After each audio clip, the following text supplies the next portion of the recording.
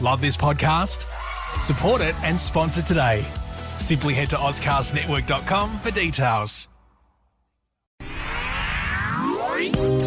It's The In Show, Australia's only show dedicated to innovation from Adelaide, Australia and across the globe. Hi, this is David Grice and Troy Sincock once again, speaking more about innovators and entrepreneurs, startups and those people with incredible ideas who are making them a reality. And we now have 13 countries listening to The In Show, and our latest is Japan. So thanks again to all those who have subscribed, and please help us spread the word. As well as iTunes, you can check us out on the inshow.online, Facebook and Twitter. On the show are two Winnovation Award nominees, Moira Deslandes from Chooks SA, which is a movement to connect women across the generations. They learn from one another and apply a gender lens to investment. Yeah, that's going to be a great chat. And Louise Nobes, founder and CEO of Inspired By, a social innovation organisation that drives positive change in our community by giving young people an opportunity to shine. That's going to be a ripper too.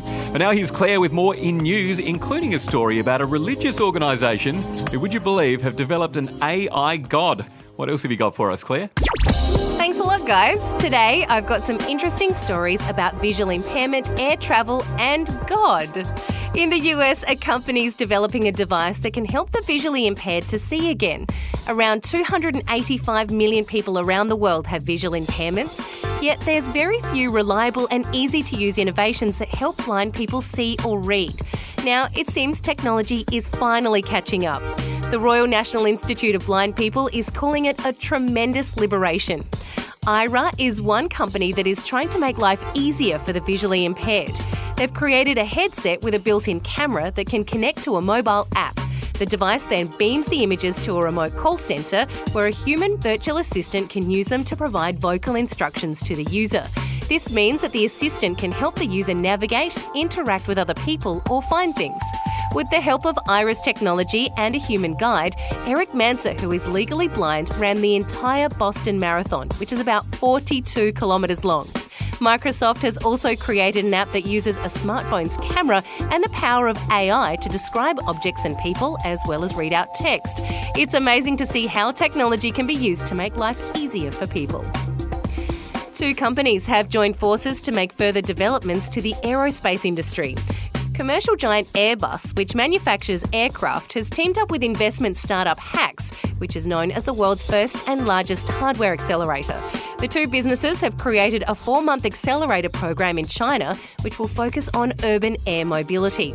They're currently calling for early-stage startups to apply if they're involved with developing flying cars, air traffic management, autonomous flight, perception systems and air collision avoidance. The 4-month-long project will help a number of startups develop their prototypes into market-ready and commercialised innovations. Participants will be given a minimum of $100,000 in upfront investments, as well as expert guidance from Airbus and Hacks. The program is one of many developments in the world of modern air transportation tech, and we can expect many more. The two companies hope the initiative will uncover ideas that will shape the future of modern air transportation. And a former Google employee seems to be creating an AI god. According to uncovered state filings in California, Silicon Valley ex-Google engineer Anthony Lewandowski has established a religious organisation that worships AI technology. The religious corporation is called Way of the Future, and it has just one mission: to develop and promote the realisation of a godhead based on artificial intelligence through understanding and worship to contribute to the betterment of society. Now, no one from Way of the Future has revealed exactly what this means. For all we know, it could just be a strange new vision for a never-before-developed super robot that could positively impact our lives in a huge way. One thing we know for sure is that Silicon Valley has created quasi-religious concepts before, like one theory that machines and technology will become so incomprehensibly smart that they'll be able to outperform humans and morph into superhuman intelligence. Futurist Ray Kurzweil even thinks this will enable us to upload copies of our brains into machines, making us digitally immortal. So what does this all mean? Well, we'll just have to wait and see.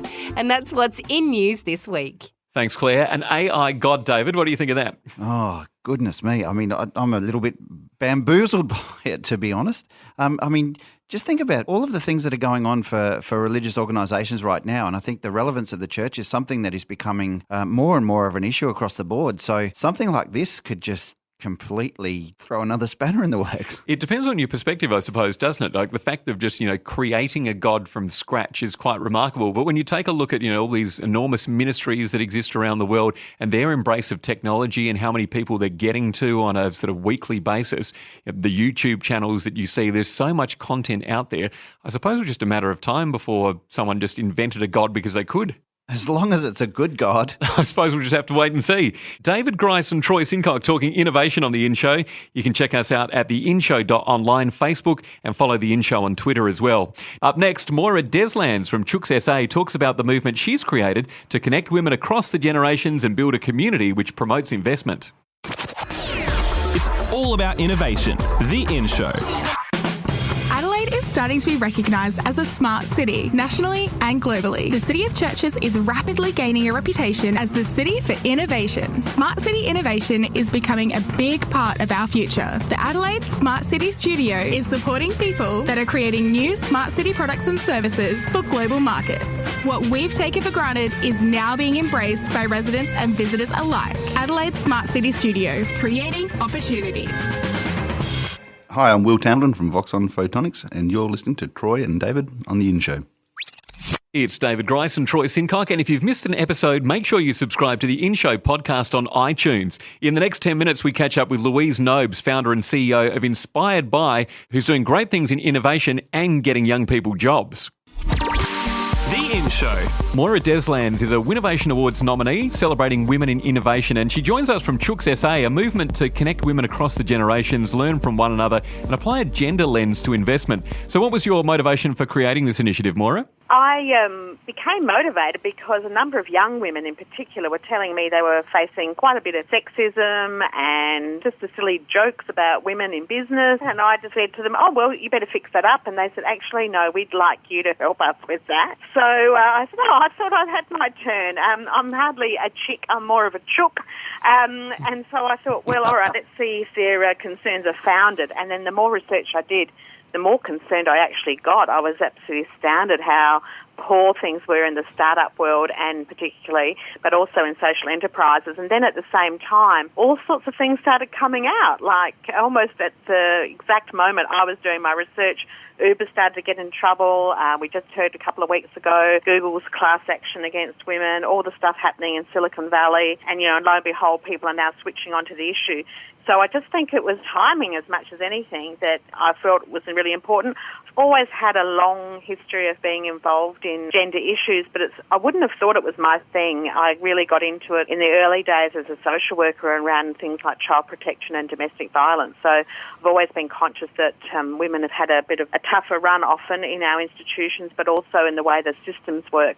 And I'm much more interested in trying to get the system to work rather than just change the behaviour of one bloke who's a bit sexist. So, Moira, that's why people started leaning on you, because you've been an advocate for this kind of thing over the years? I just think I'm in a unique situation given that, I'm not running a startup, I'm not having to compete with people for investment. So I'm not a competitor, I'm better known as a collaborator and bringing people together from all sorts of different backgrounds and different interests and trying to get those really fabulous synergies that happen when you get different voices in the room and diversity and inclusion.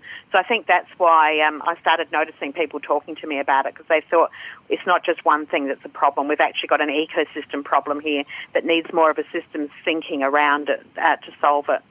Are you finding that these issues are just around the startup ecosystem, or are you seeing this across multiple industries? Oh, well, it's there everywhere. We still only have less than 30% of women in our boardrooms, and there's a number of really large companies that still have no women on their boards that are listed on the ASX. So it is everywhere. But I do think that there's something particularly interesting in the startup world where we have less than 4% of women who are venture capitalists. And so I always say that if you can't you can't be it without being able to see it. So we need to have more women role models in all parts of the whole ecosystem around startups. There's only 13% of startup incubators that are actually run by women around the world. So we've really got some major problems, I think, in the startup way. And so the thing that I say to people is, you really need to apply a gender lens. I'm not saying it has to be, all women. I'm saying just let's have our fair share, 50-50. There's no problem with that. And really, if we get that right, we've actually then probably started to solve some other problems as well.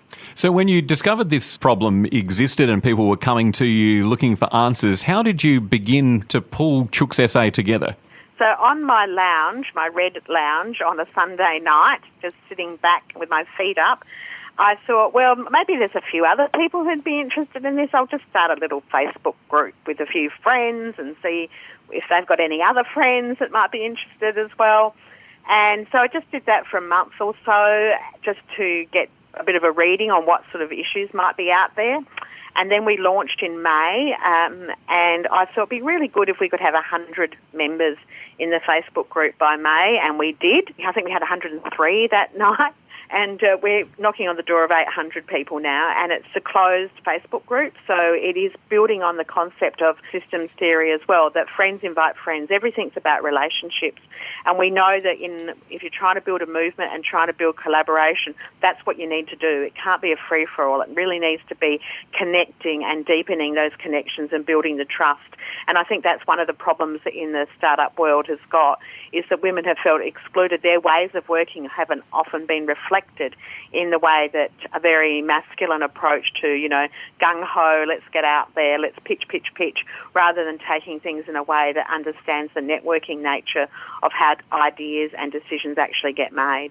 What are you currently doing? Like, obviously, Chooks SA is an amazingly great initiative, but what types of things are you currently doing with the movement?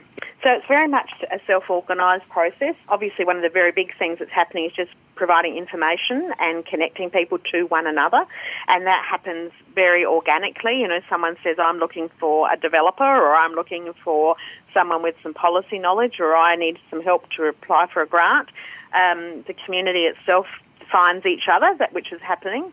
We also are hosting very small, intimate, usually about a dozen people, what we're calling the female founder conversations.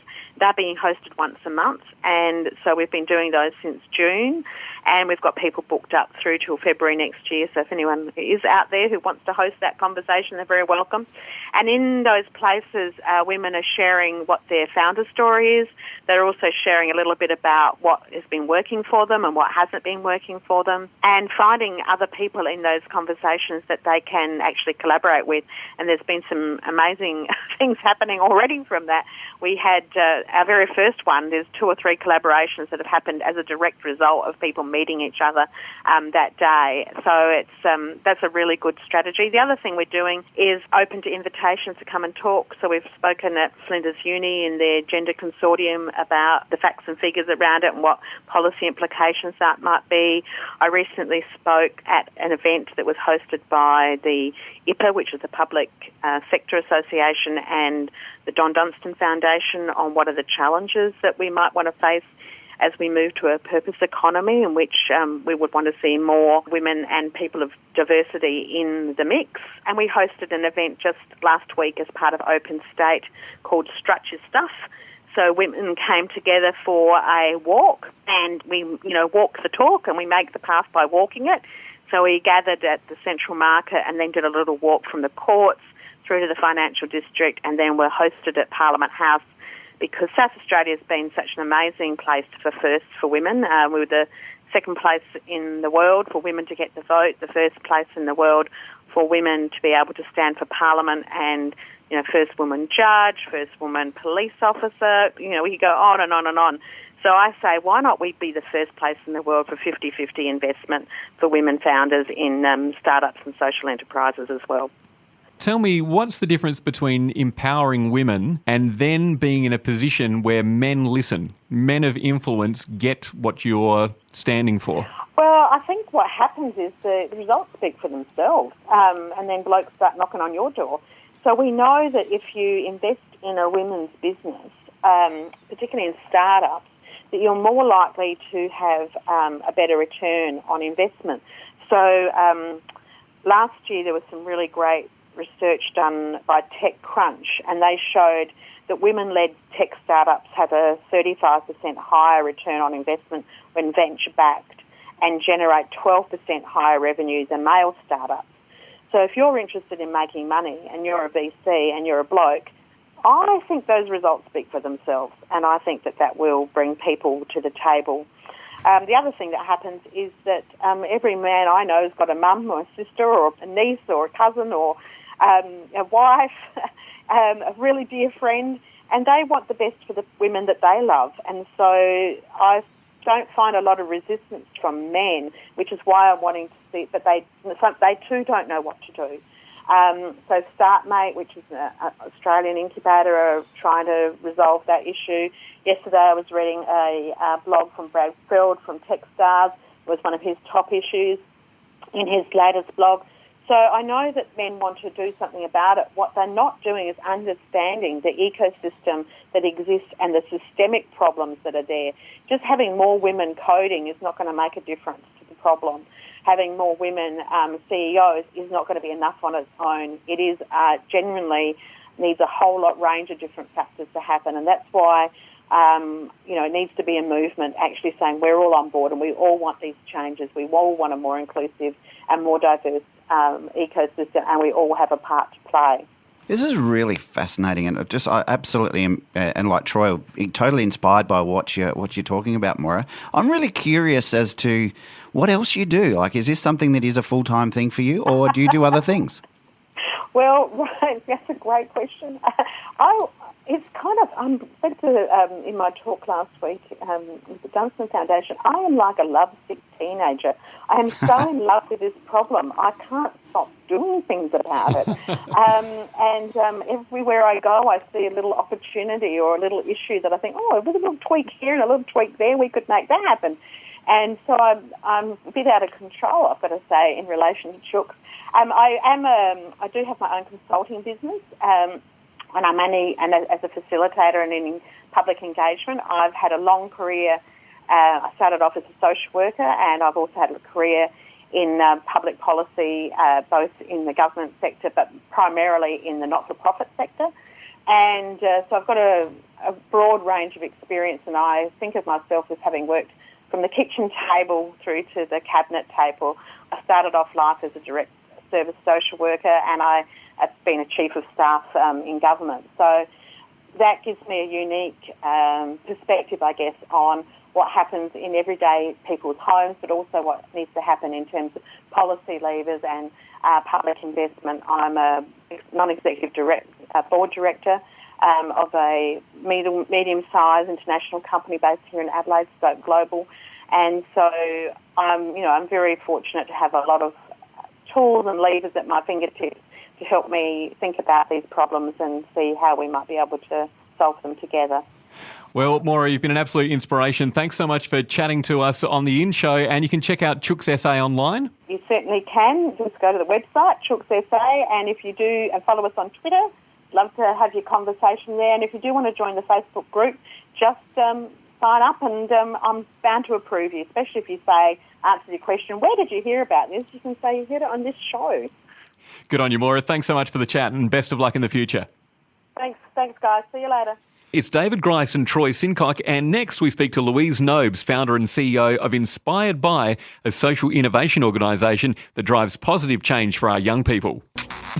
Download the Phoner app before you head to your next event. Find people easier, market yourself better, and get connected using Phoner. That's spelled PFONR. Phoner. Available in the App Store now.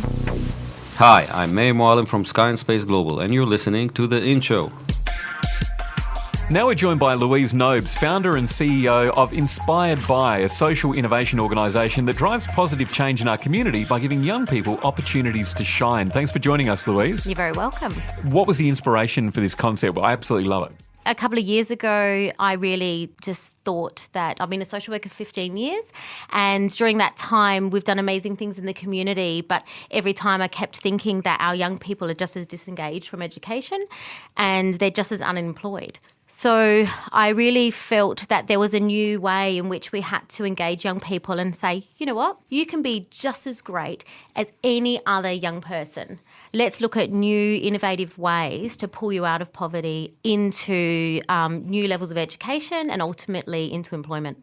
Tell me how it begins. You're creating concepts that then employ people, I suppose, new concepts that employ people. Yeah, and I think, it's taken us a couple of years to kind of get people to really jump on board and understand what we do. So we really work with young people, come off the streets, may not have been successful in school, have not been successful in education, and we say, or employment, and we say, hey, let's work with you. We're going to teach you some entrepreneurship. But during that time, we are also going to teach you how to design business. And to date, we have worked with over 40 young people and job created for 86% of those. And through that time, we've created a Kick Coffee brand. We're about to launch our third site within 13 months and have multiple young people employed. We're launching other brands. So I think what we just come with is the concept that you think that you're down and out, but let's just give you some business concepts. Let's work with you, believe in you, and see what's possible. And tell us how you go about keeping the kids engaged in this process, because obviously, given that they're generally probably people that aren't used to rigidity and working hard to get somewhere. What's the method that you use to get them involved? I think the biggest thing is that they're young people that no one believes in. So our formula for success is that as soon as you walk in the door, we trust you. We believe you, and we believe in the power of information. So we believe that young people had other experiences and challenges in life, and that usually sets them apart and they have no hope. So we completely turn that on its head and say, let's just push that aside. We're actually going to give you the power of information that is usually afforded to the most privileged. And we're going to actually prove to the rest that all that downtrodden hope, despair, non-worthiness will actually just go away. It's just fascinating, I think.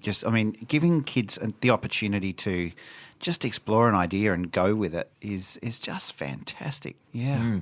And you're really developing entrepreneurship from the ground up. I mean, in today's world, the idea of creating your own job is not really a foreign concept. In fact, what a wonderful way to start your employment by, having your own enterprise. I couldn't agree with you more. I think one of our mottos is create a job, keep a job. So we really push every young person that comes through the door right from the beginning is, hey, we don't really know how this is going to go, but we're going to give you a lot of information that we think is cutting edge and the best, and we're going to support you through every idea, development, implementation. And you know what? If it's good enough, we'll invest in you and you'll be employed. I mean, and to think that, some of these people that are coming to you probably haven't had that support structure in place to think that the moment they walk through the door, they get that. And not only that, they're effectively given the keys to a business is really exceptional. So you're sort of breaking down, the idea that you have to follow a certain route to learn how to run a business. Now, what sort of practical skills are they learning? I love that you've asked this question because I think a lot of people say, hey, you've opened a coffee brand. They must be taught hospitality. Well, actually, no, we teach them how to build the business. Because once you build a business, you're in part of every part of the decision making, your motivation, your value, your self-worth. You're up every morning because if that business doesn't work, I don't have a job. So I think the skill set to actually turn on the lights and be able to make an amazing sandwich and make a great coffee is secondary. The first part that we teach is, hey, build a business. Learn every aspect of that business, learn what the break even is, the revenue that's got to come through the door, how you go about every facet, marketing, positioning yourself. Why would customers buy from you? Again, it's so valuable. I know a guy who has done a university course. He wants to be a journalist, has a great interest in foreign affairs, and he's caught up in one of those job seek programs where he's now being offered jobs that are completely irrelevant to where his passion lies. For example, recently he got offered a position in a slaughterhouse. That's not doing anything to further him getting where he wants to be in life, and you're doing exactly the reverse. It's remarkable that by following the system, so often these barriers are put in your way, and by then not wanting to do the work, you're then seen as someone that doesn't want to work. I can completely understand why someone would want to work in a slaughterhouse. I mean, there wouldn't be too many people that would actually have that top of their list to choose. You're generally, I would think, doing that work because you feel like you have no other options. And what you're doing here is creating an abundance of opportunities for people. Yeah. And I think we're starting from saying that the young people that people would perceive that we work with, their only job is filling shelves. Their only job is in the slaughterhouse. They don't have the privilege or luxury to go and have the journalist degree and then go through that process. They're young people that come from intergenerational unemployment, no hope, no one giving me, and we're actually saying, well, no, that's where we need to start and give you the most privilege and access to information. We believe that because of what you've done every day, you are more resilient, more agile, more flexible than anyone that may have just gone through the normal stages of life career. So, I say good luck to that person that, had to go into the slaughterhouse. I think what we work with is young people every day that just want that go. Tell me about Kick Coffee, because was that a concept created by the participants, or was that something that you led because you just wanted to make a coffee brand? A little bit of both. A little bit from part A and a little bit from part B, to be honest. I had 15 years experience in hospitality. I think I wasn't naive to think if I was going to work with a group of young people that I hadn't met and I was able to inspire them, I really needed to have a little bit of knowledge into the first enterprise we were going to create. Naively so, while I was doing that, and I think with the beautiful, bright-eyed young people that call me now the crazy coffee lady that says, we're going to build a coffee brand on the first day I met them. Now, 8 months in, we worked so hard to inspire their hope in their heart and their education to then go, does anyone know how to make coffee? So that was one of the little dilemmas that when you spend so much time engineering a brand, and boy, we fine-tuned it, we actually then had to find someone to make coffee. On the in-show, we talk a lot about the jobs of the future and the fact that a lot of those jobs don't even exist yet. And what I love about what you're doing is you're just taking these really beautiful resources and turning them into people that are going to, down the track, be a lot more employable and all of that in one sense. But also, they've got their own business that they can work with as well. I mean, it's just fantastic. Yeah, thank you. I think our mission and belief was to impact as many lives as we could. Our pure mission and why I'm here is to say we need to transform the youth unemployment rate. And I really didn't know how to go about it other than say, why can't we just try and create things where young people became employed? If anything, we know that if we all closed up tomorrow, they had amazing transferable skills. So we push our boundaries every day and probably take more risks than any other small business or medium business does, but I think it's worth it. Is there a particular age range of young people that you work with? We target 15 to 25. Mm-hmm. So tell me, like with Kick Coffee, for example, what are these young people actually involved in doing as part of the business, and are they still working for that organisation? Yeah, so the first group of 15 who founded Kick Coffee with me, we've got just over half still working with us, and others have taken other aspiring, whether it's back to school, whether it was onto other employment. But the young people have always, I think they've termed a phase or coined a phase, once a kickhead, always a kickhead. You are part of it, your soul and soul. So you don't need to keep being employed with us, but what Kick has provided to them is stronger sense of empowerment and entrepreneurship. And so are they actually involved in the customer service side of the business, Everything. or are they involved in the manufacture of Everything. the stuff? I mean, the only young person that we employed, Matt, who is our manager of 19, about to oversee 3 shops, he was the one that could make coffee. So a couple of weeks in, we went, we don't know how to make coffee. We better find that one young person that did, and we were able to pull him over from another reputable coffee brand, which we won't know. But I think what's extremely important is the young people are involved in everything. Every decision that is made is through the young people. I think the testament of Kick is that I think our kids volunteer more hours than they're employed. They own it. They want to be part of it every day. Mm-hmm. Yeah, so they're really invested in where the company's going. Yeah. Fantastic. So tell us about the Kick Academy. The Kick Academy is something where we've said that's where we onboard new young people that don't know us. We do find that the stronger the brand grows, young people are just asking to be involved. So the Kick Academy is where we really do the entrepreneurial and the creative stuff. That's where we get young people that are looking for a new opportunity. We put them through an entrepreneurship learning. We engage some phenomenal companies and brands who provide us expert support support throughout that training. They do that and they help us to build new coffee shops or other enterprises. What have you learned from working with young people, from the backgrounds that you are? And obviously, with your social work experience, obviously you can see the potential in people. What about those businesses that feel like they're too busy to, take the time to invest in someone that they feel could be a risk? What I have learned is, other than feeling exceptionally old, I have learned that they've given me more richness than I could ever have asked for.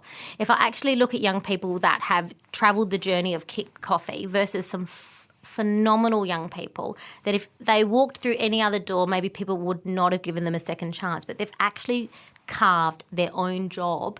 One young person himself, Liam, is a creative director now, or artist of our company, Inspired By. We've got one young person who is now managing a whole arm of a business that he's created through the entrepreneurship. And I think we need to just allow young people, definitely in this day and age, to be inspired, listen to them, and take time to understand their talents, because I think the future workforce craves that. Every business these days need to really look at the future. So the more you can embrace yourself with young people, their inspiration, it doesn't matter from what walk of life, just give them a go. Louise Nobes from Inspired By, thanks so much for joining us and telling us about your story on The In Show. Yeah, thank you very much. It's all about innovation on The In Show, and if you've got an event you'd like us to highlight on our website, just drop us a line at theinshow.online. You can check us out on Facebook and Twitter as well. Next week on The In Show, we chat to Microsoft SA about their innovation centre and how social skills are becoming the most valuable human-led technology. And Wandering Sound have developed an incredible app which makes exploring a new city a musical experience. Claire has more weird and wonderful innovations from around the world, and make sure you check out theinshow.online, subscribe to iTunes and listen to the podcast. You can find out more about this week's guests, share an innovation you're working on, and follow us on Facebook and Twitter. Well, it's been another great show again this week. We'll catch you next Monday for some more innovation on The In Show. Now, before we go, here's Stephen Rodder from Uni SA Ventures talking about how the structure and support we give to students will help them change the world. When I was a university student, the idea of graduating from a university and becoming an employer was something you just never spoke about. It was never something that was fostered. And so now you see a really great focus, almost making it, giving the permission for students to think like that, empowering them to be entrepreneurs and putting in place the opportunities through actual programs, learning programs, but also providing some risk capital. So the Venture Catalyst scheme at Uni SA provides cash to student-led entrepreneurs, student-led ventures, for them to start their business. And so the idea of going into a university degree and maybe doing accountancy or commerce and just coming out the other end as an accountant, I mean, it's an option, but it's not the core focus anymore. That accountant student can now come out and start their own business and grow a successful business through the different networks and support. And I think that's just fabulous to see here in South Australia. That was The In Show. Subscribe to The In Show podcast on iTunes. Presented by David Grice and Troy Sincock. News by Shannon Chamberlain and Claire Murphy. Music by Zach Grice. Produced by Jason Walker. The In Show. Brought to you by Adelaide Smart City Studio.